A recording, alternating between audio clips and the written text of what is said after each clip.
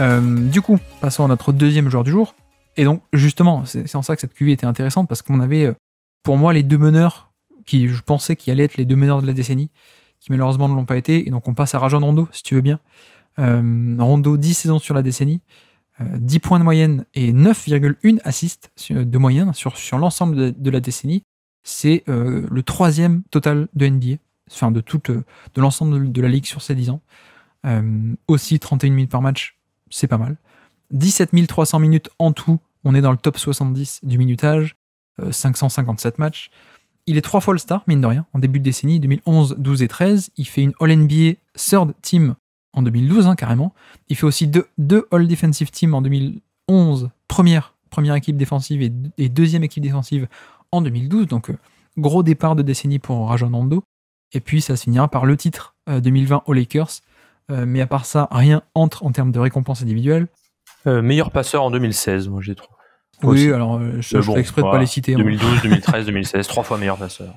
Alors, comparaison de draft, NBDraft.net, à l'époque, eux, ils avaient dit Rajon Rondo, ce sera Mookie Blaylock. Est-ce que ça te dit un truc ? Oui, qui joue à Charlotte. Non, je connais deux noms, je connais pas le joueur. Mais effectivement, et alors pour le coup, Draft Express, eux, ils avaient un meilleur scénario. Pour eux, c'était un Richmond Brevin Knight. À l'époque, on est en 2006, rappelons-nous. Ouais. Et le pire scénario possible, pour eux, c'était Jacques Vaughn. Oui, l'ancien coach du Magic, quand même. Exactement, qui est devenu coach du Magic ensuite. Mais je saurais pas dire ce que ça donnait en joueur. Non. Mais bon, on voit quand même que les attentes étaient pas énormes pour Rajon Rondo à la draft. Au niveau des surnoms, c'est bizarre. Il y a un surnom, c'est Johnny. Je comprends pas pourquoi il s'appelle Johnny sur Basketball Référence. Après, on a Playoff Rondo, on connaît un peu mieux. Swag, par contre, ça je connais pas. Et après, on avait The Yoga Instructor. Je ne connais pas non plus. Non. Mais bon, merci Basketball Référence d'inventer des surnoms. C'est toujours très appréciable. Bref, donc son parcours, rapidement. Il a 24 ans au début de notre décennie, donc je l'ai dit, draft 2006, mine de rien. Et puis 2011, après la saison où Boston fait les finales, et 2011, il a 37 minutes par match, installé titulaire bien sûr, 10 points, 11 assists de moyenne. Et en playoff, malheureusement, ça s'arrêtera contre Miami en demi-finale de conférence, sachant que lui se fait blesser par un peu un dirty move de Dwayne Wade qui le tire vers le bas, qui lui pète le coude. 2012, saison 2012, toujours 12 points de moyenne, quasiment 12 assists de moyenne par match, c'est plutôt pas mal. Là encore, ça tombe contre Miami en finale de conférence, alors que Boston n'est pas loin de créer l'upset en menant 3-2. Malheureusement, il y aura le fameux match 6 de LeBron James au Garden.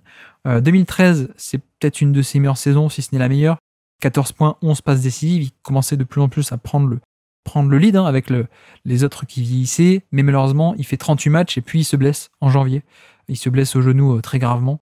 Et du coup, il ne fait pas la fin de saison. Il ne fera pas la série de playoffs où Boston perd contre New York. Rappelons-le, c'est la seule équipe à avoir perdu contre New York en playoffs sur cette décennie.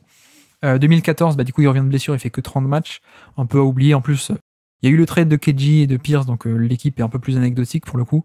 2015, pareil, il commence l'année, mais il y a le trade de Rondo qui arrive en décembre, pour le coup. Il est échangé à Dallas. Dallas qui était sur un rythme de tout simplement de casser le record all-time à l'offensive rating. Et du coup, ils font un échange pour Rondo et patatras. Ça se passe pas bien du tout.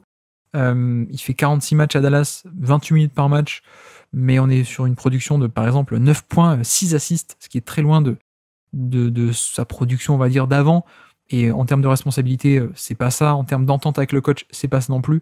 Élimination en playoff contre Houston, avec là encore pas mal de drama autour de Rondo qui abandonne un peu son équipe, on va dire. Il signe à Sacramento durant l'été pour la saison 2016. Du coup, là, il retrouve un temps de jeu titulaire, une grosse place dans cette équipe-là avec des Marcus Cousins, Rudy Gay, coaché par George Karl. 35 minutes par match, 12 points, 12 assists. C'est le Rondo, entre guillemets, qu'on connaît.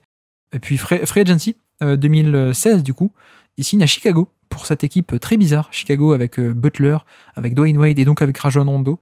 Oui, qui avait un surnom d'ailleurs, je sais plus, ce trio, il avait un surnom. Et c'était une équipe. Ouais, je me rappelle plus ce que c'était, mais oui. Ah, ça me dit rien du tout. Ouais. Mais bref, donc là, toujours titulaire, 27 minutes par match. En playoff, éliminé contre Boston, même si Chicago menait 2-0, et notamment Rondo se blesse après les 2 matchs, et ensuite Chicago se fait remonter.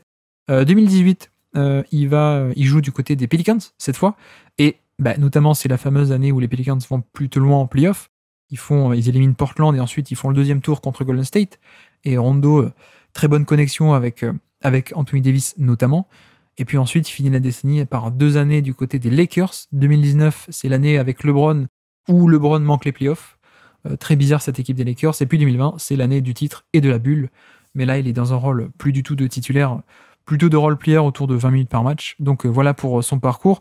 Encore une fois, et je pense qu'on va le dire pour les 5 aujourd'hui, un parcours qui est malheureusement pas aux attentes de ce qu'on aurait pu espérer en début de décennie. Mais c'est vrai que il y a eu la blessure, mais il y a aussi eu d'autres déceptions. Je sais pas ce que tu en penses vis-à-vis de son jeu, peut-être avec Rondo, tout au long de la décennie.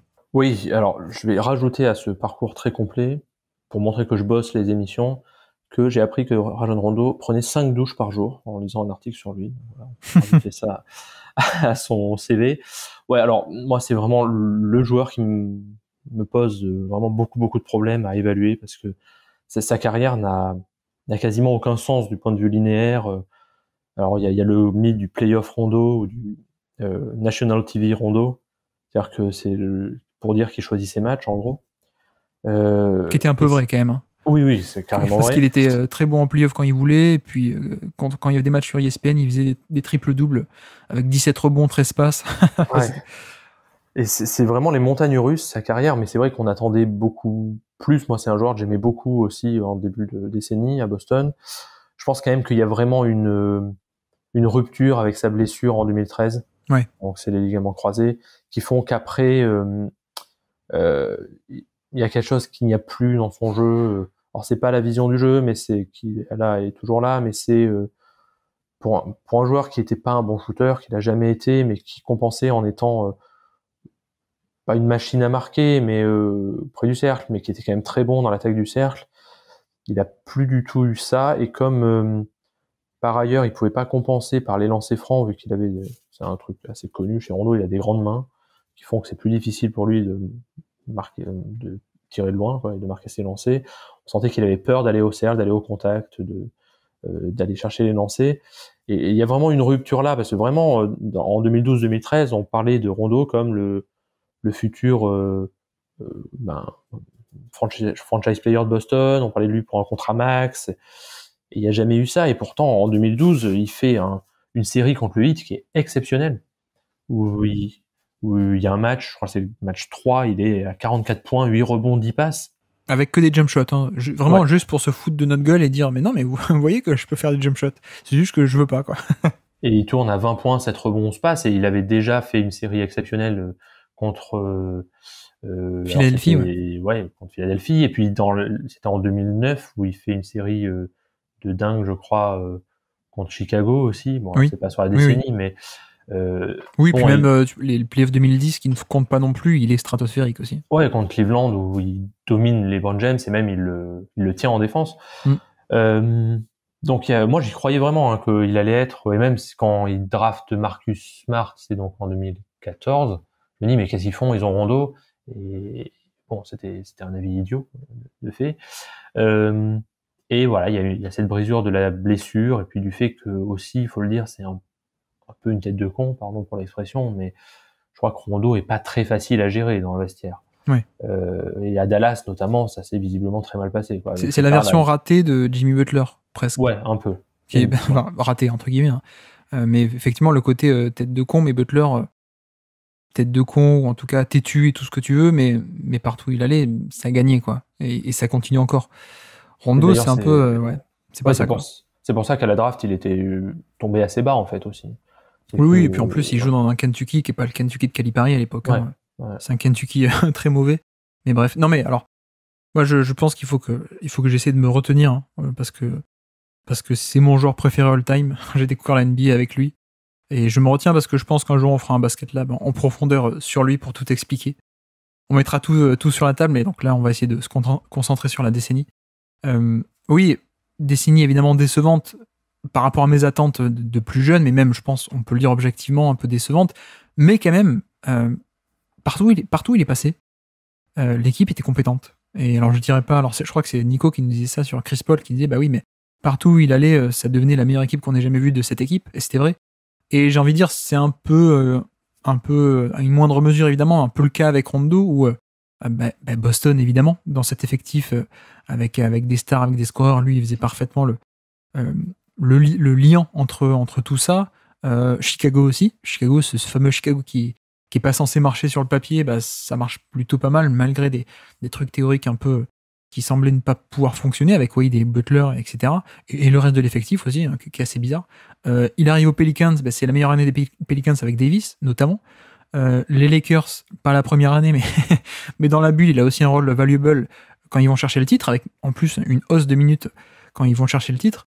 Donc bref, il y a un peu ce côté-là pour un peu le défendre. En fait, ça s'appliquait pas partout parce que Sacramento, ça n'a pas marché. Dallas, il s'est engueulé avec Rick Carlisle, ça n'a pas marché du tout. Qui est pas le plus souple des coachs, il faut dire.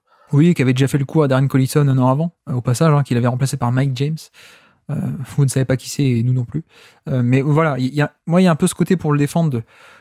Je trouve que même s'il n'a pas eu la décennie de star qu'on aurait pu penser qu'il aurait, il a quand même eu une décennie un peu valuable un peu partout, je trouve, même si c'est des rôles différents, même si c'est pas une superstar, etc. Après, c'est vrai que tu parlais de son scoring et tout ça, et encore une fois, je vais essayer de me retenir, on va pas aller dans le détail, mais je trouve que cette décennie, c'est le début, et pour le coup, je l'ai bien vécu en direct.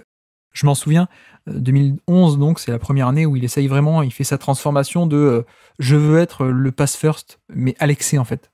Être le Magic Johnson ou quoi, alors que tu regardes les années d'avant, il est peut-être un peu plus équilibré dans son profil, et même tu regardes des matchs de playoff, mais en fait, il force un peu plus sur le scoring. Et c'est bien, c'est un peu plus ce que réclame le jeu, entre guillemets. Mais là, sur cette décennie, on commence dès la première année avec quelqu'un qui veut absolument faire du 20 passes de moyenne par match, quoi. Avec tous ses excès, et tu parlais de ses qualités au scoring sur drive. Enfin, je crois que c'est le joueur qui a été le plus sous-utilisé par lui-même dans ce domaine-là, quoi. Je veux dire, il était excellentissime, mais il n'y allait jamais. Et il y a toutes ces fameuses séquences, tu sais, où il était en contre-attaque, et puis il attendait qu'il y ait quelqu'un qui vienne pour faire la passe décisive, quoi. Enfin, il y a plein de moments un peu ridicules comme ça. Il y a la fameuse, je crois que c'est saison 2012-13, où il a une série en cours de matchs de saison régulière avec 10 assists ou plus, et ça lui monte à la tête. Et il y a un match contre Brooklyn où il n'arrive pas à faire ses passes, et tu vois que la série va se briser. Et sur un truc totalement bête, il y a une baston qui éclate du coup avec Chris Humphries, je sais pas si tu te souviens de celle-là. Ouais. Mais c'est plein de petits trucs ridicules comme ça au niveau de cet ego, en tout cas de cette volonté qu'il a eu d'être un meneur pass first presque exclusif, quoi, en volume, plutôt que de continuer à être un peu un profil équilibré. Et ce qui est un peu dommage, et je vais m'arrêter là avant d'en faire 3 heures. Mais après, il y a un autre aspect aussi qu'on n'a pas trop abordé, c'est le fait qu'après sa blessure en 2013, on n'a plus du tout un Rondo, j'allais dire, valuable en défense, notamment. Oui, c'est vrai. Alors que c'était vraiment un excellent défenseur. Ouais.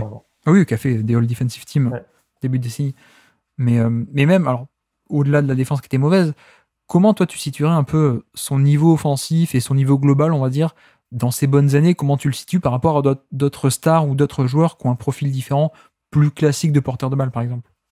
C'est très très compliqué hein, de l'évaluer parce que c'est comme tu as dit, c'est un joueur tellement atypique, pas très régulier même dans la manière dont lui-même fonctionnait dans les matchs, qui on l'a pas dit, mais en plus avait su développer un peu un tir à mi-distance quand même par rapport à sa saison rookie, qui n'était pas inintéressant.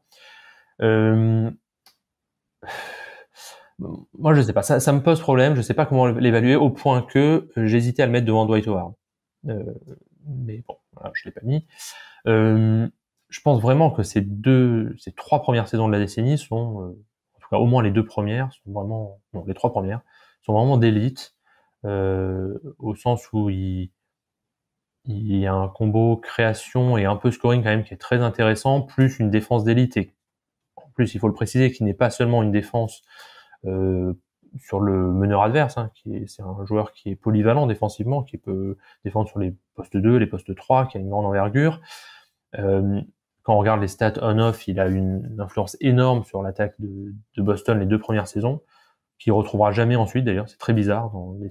Ouais, alors ça justement, je me demandais à quel point c'était lié au fait de jouer avec des titulaires à Boston, et que effectivement ensuite on voit que ça marche pas, quoi. Que c'était plus le fait des rotations, comment elles étaient organisées à Boston, plutôt que le reste, quoi. Mais peut-être que je me trompe pas.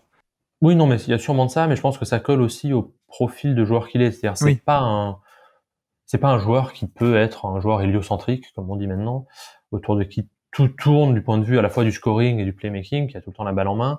Mais je dirais que c'est presque le joueur parfait, comme le Rondo, le pick Rondo, c'est le joueur parfait de troisième ou deuxième option pour une équipe qui joue le titre. Oui. Peut-être troisième option. Parce qu'il est polyvalent en défense, il tient la main, il peut scorer. Alors le problème étant que pour jouer off-ball, c'est un peu compliqué parce qu'il n'y a pas de shoot à 3 points, donc peut-être qu'aujourd'hui ça sera un peu plus compliqué, mais il est tellement intelligent qu'il y a des moyens de faire. C'est presque un Draymond Green des lignes arrières, j'oserais dire, un peu. Oui, effectivement, mais avec ce côté playmaker et puis la communication aussi dans cette défense de Boston qui était assez intéressante. Alors, c'est vrai qu'on a dit tellement de choses, on n'a même pas commencé par le plus important, passeur de folie, passeur génial. Je pense qu'en termes de passing pur, on est sur le meilleur ou un des deux meilleurs de NBA sur cette décennie, peut-être. Parce que voilà, Chris Paul était plus productif, plus intelligent, plus lucide en tout cas, peut-être. Rondo avait aussi ce côté prise de risque, évidemment, mais avec cette envergure qui était énormissime par rapport à sa taille et puis ses mains très grandes, il avait une variété d'angles de passe qui était folle, quoi. En plus, avec ses mains grandes, un contrôle du ballon dans des angles où t'es pas censé contrôler le ballon à ce point ou des trucs comme ça. Enfin, c'est passeur de folie, et surtout pour le remonter un peu, en tout cas pour le défendre. On est encore dans une période début décennie où ce profil-là a un peu plus de valeur, on va dire, qu'en fin de décennie où on a plus besoin de quelqu'un, de créateur sur le terrain qui savait un peu tout faire, prendre des décisions et qui peuvent cohabiter les uns à côté des autres. On va dire qu'en début de décennie, quand lui est très bon, son manque de scoring et son manque de shooting et voire même son manque de spacing sont moins embarrassants, je pense. Donc ce qui fait que quand on combine ce passing-là complètement fou dans une équipe qui avait déjà des scoreurs, finalement, il y avait de la valeur dans ce contexte-là, avec ce profil-là, et dans cette NBA-là, je pense.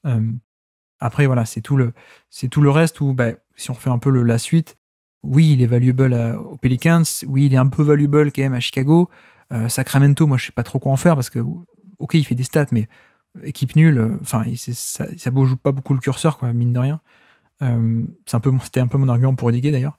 Mais et après, la fin valuable aussi, dans un rôle plus réduit, mais un rôle pas mal, quand même, du côté des Lakers, mais on n'est pas du tout sur des attentes de stars, quoi, non plus, quoi. Ouais. Mais tu vois, par exemple, en playoff avec les Pelicans contre Portland, il fait une série incroyable. Oui. Il tourne à 13 points de moyenne, 11 points, 7 rebonds, 13 passes, avec en plus 43% à 3 points, quoi. Et là, dans ce rôle-là, c'est un joueur qui était incroyable, mais le problème, c'est que c'était pas tout le temps le cas, quoi. Et qu'en fait, il fallait qu'il y ait autour de lui une équipe qui fonctionne avec des stars, quoi, qui puisse compléter et qui puisse être peut-être aussi un peu une forme de leader vocal. C'est un joueur qui, contrairement à Chris Paul, qui a ce côté très méthodique, où on sent que où que soit Chris Paul, ça sera toujours la même chose.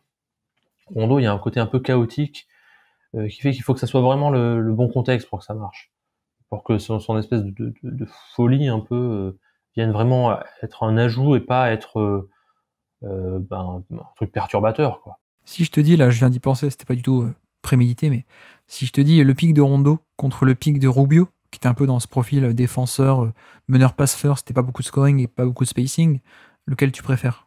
Enfin, lequel t'as trouvé plus fort, pardon, parce que tu préfères... oui, je préfère Rubio, parce que voilà, c'est sans doute un des 3-4 joueurs préférés de tous les temps, mais là, objectivement, il n'y a pas de comparaison possible. Ouais. Le Rondo des 2011-2012, il est infiniment supérieur à tout ce qu'aura été Rubio dans sa carrière NBA. Le Rondo de ces années-là, c'est un All-Star incontestable. Oui, effectivement. Et même All-NBA. Donc, et All-Defense. Et All-Defense. Et alors, même si, je suis d'accord, tu parlais de Draymond Green des lignes arrière, mais du coup, il faut quand même rappeler que lignes arrière, t'as moins d'impact, évidemment, qu'à l'intérieur. Mais bon, donc c'est peut-être une petite nuance aussi, mais pour finir, le minutage de playoff, 2000 minutes, mine de rien, avec un parcours assez chaotique, mais il est quand même dans le top 50, il est 46e plus grand minutage de cette décennie, et surtout avec des temps de jeu qui augmentent entre la saison régulière et les playoffs. Boston, première année, ça passe de 37 à 38, ensuite de 36 à 42, ensuite la troisième, il est blessé. Chicago, ça passe de 26 minutes en saison régulière à 33 en playoff. Les Pelicans de 26 minutes en saison régulière à 34 en playoff, les Lakers de 20 minutes en saison régulière en 2020 à 25, et avec même certains matchs où ça allait beaucoup plus haut. Donc, pour moi, ça va être aussi un argument un peu en sa faveur, c'est ce côté, oui, tu deviens valuable en playoff parce que intelligence, parce que défense au début, et parce que adaptabilité, et même aux Lakers, parce que shoot à la fin, quoi.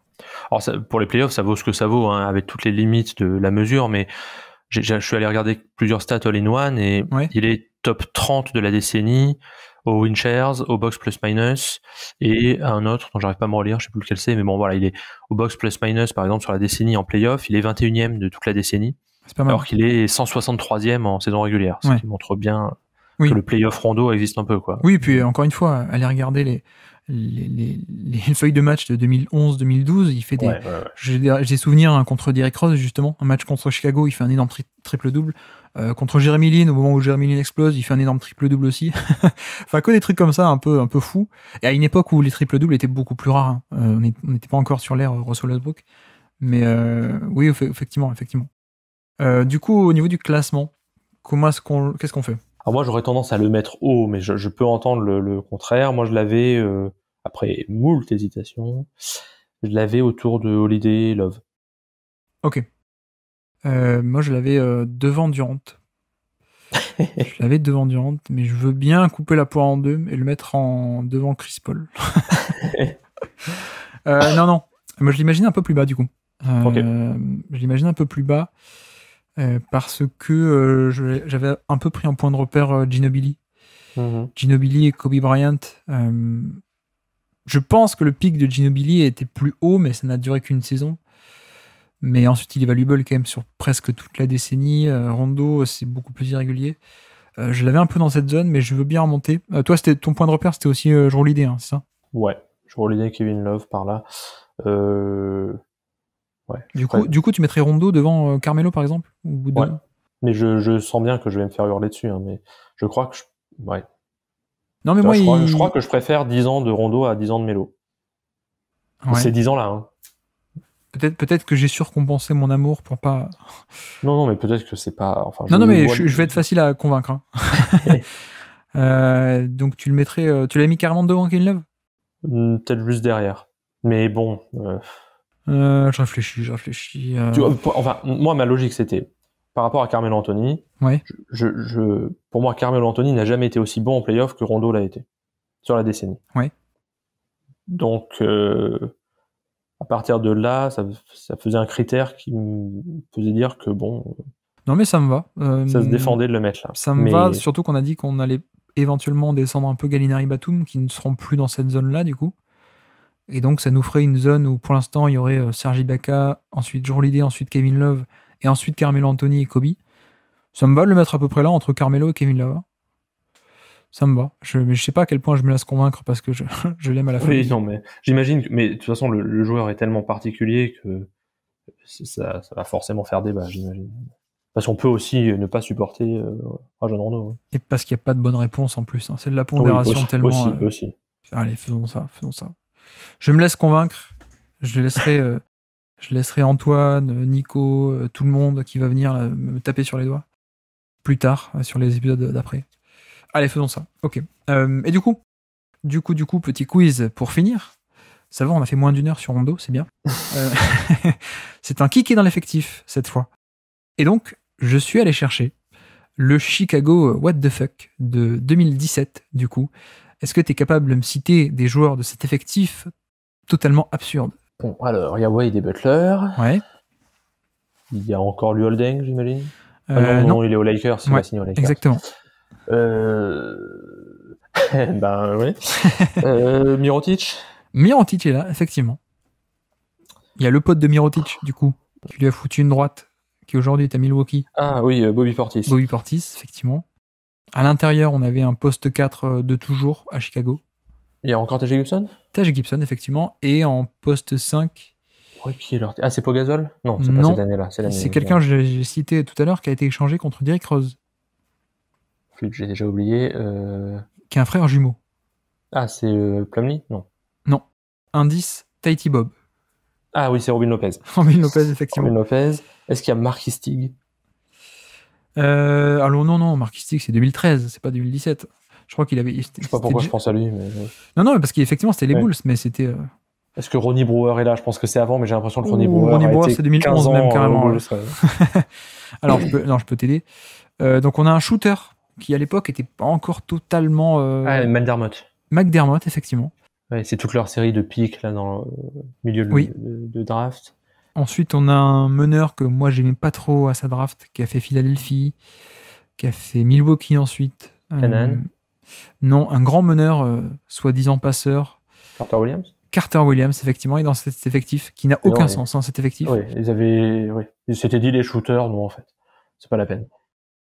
On avait quelqu'un qui avait signé un contrat fameux en 2016, le fameux été des free agents, what the fuck, un intérieur brésilien, je crois, qui a signé un contrat de 4 ans, mais qui était un role-player totalement random. Ah oui, Cristiano Felicio. Cristiano Felicio, effectivement. Oui, il est très mauvais, oui, très mauvais, oui. Oui, qui est parti il y a pas longtemps en plus des Bulls. Parce que oui, c'est un contrat absurde. Ouais. On avait un arrière de Michigan State. Denzel Valentine, effectivement. Quelqu'un qu'on a cité tout à l'heure aussi, qui est le petit frère d'un joueur actuel. Ah oui, c'est Jaren Grant. Exactement. Qui est le fils d'un des jumeaux Grant. Mais pas celui de Chicago, l'autre. Pas Horace, l'autre, ouais. C'est ça, ouais. Après, on a... alors, tu l'as cité ou pas tout à l'heure, Campaign, non? Ah non. Non, Campaign était par là. Ouais. Mais ils avaient un nombre de meneurs nuls. Ah oui, voilà. On avait un intérieur français, d'ailleurs. Un intérieur français qui était passé par Denver, notamment, juste avant, je crois. Qui est encore dans la ligue? Non, mais qui a un nom de région, de département, je sais plus. Geoffrey. Ah, Geoffrey l'Auvergne. L'Auvergne. Ah oui. Oh là, oui. Et puis je t'épargne les Anthony Moreau. Ah si, mais oui, t'as raison, il y avait Isaiah Canaan, effectivement. Ah voilà. Ouais. Non, ouais, excuse-moi, j'ai bugué. Et puis RJ Hunter était là également. Et pourtant, ils font les playoffs, et pourtant, ils mènent 2-0 contre le Boston d'Isaiah Thomas. Mais bref, merci Rajon Rondo.